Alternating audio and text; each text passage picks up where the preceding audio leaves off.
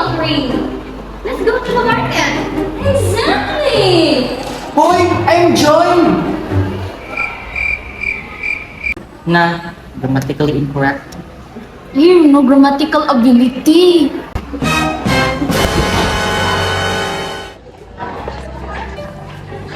Good day, everyone. Today, we'll be talking about defining grammatical ability, which sounds very serious, right? But don't worry, this presentation will not be tense. Well, maybe just past, present, or future tense. Our topic focuses on understanding what grammatical ability really means and how it should be assessed in language learning.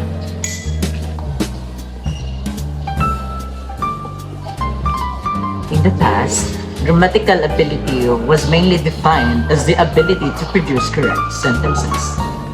Teachers and tests focus on grammar accuracy such as correct verb forms, sentence structures, and punctuations. Basically, if your grammar was correct, you were considered as a good student. If not, well, you might get a comma and C after class. First, let us look at the traditional view of grammatical ability. Before, language teaching was influenced by structuralism, where grammar learning focused on mastering of rules and forms. Grammar tests measured how accurately students could use language elements at the sentence level.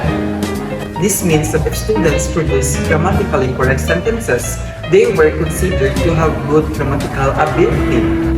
However, sometimes students memorize grammatical rules without even understanding how to apply them in real life. For example, you might know the rules for subject, verb, and verb, but when someone asks you a question, you suddenly forget everything, and your brain just says, grammar na found.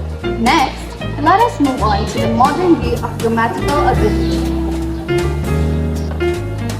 Since the 1980s, the idea of grammatical ability has shifted. Researchers introduced the concept of communicative competence, which only includes grammar as only one part of language ability. Today, grammatical ability is seen as the ability to use grammar correctly while also expressing clear and meaningful messages in communication. In other words, grammar is not just about rules, it is about using language to share ideas and understand others.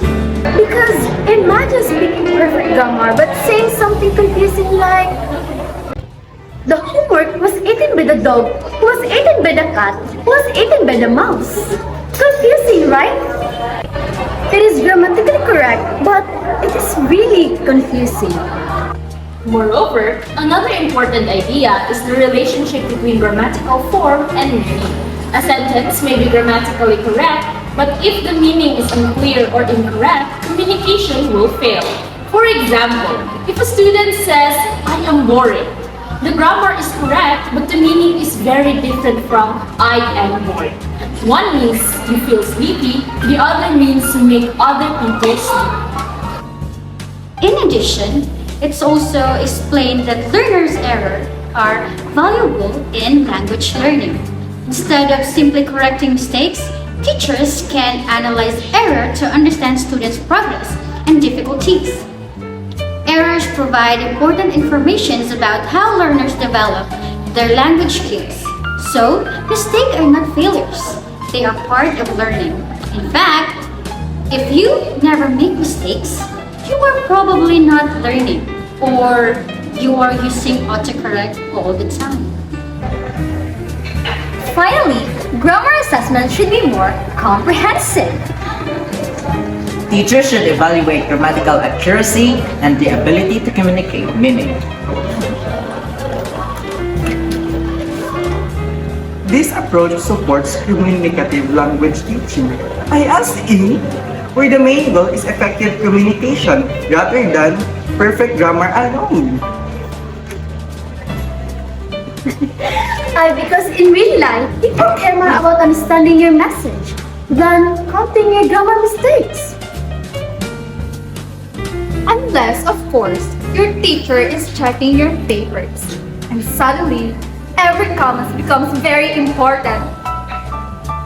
Summarize, defining grammatical ability means understanding that grammar is not about correctness, but also about communication. Therefore, teachers and assessments should focus on both form and meaning to better measure students' true language ability. Thank you so much for listening. And we hope our presentation made sense both grammatically and emotionally.